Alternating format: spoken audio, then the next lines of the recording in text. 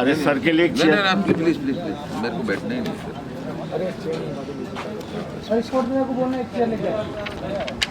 आप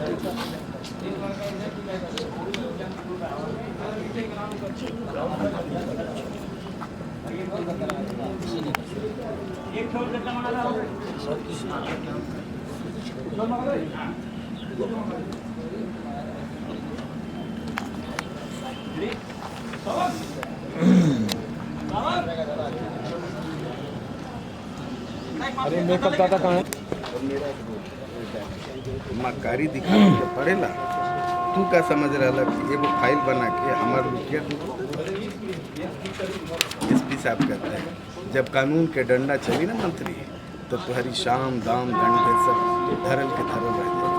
हमार बेटा अमित छोरा के छोड़ी नहीं हंसता अमित। अरे वो तो हमरा मक्कारी के जाल में फंस के खुदे अपन वर्दी में आग लगा देला तभी विशाल बंदा गिरता। डायलॉग वन टेक है पूरा।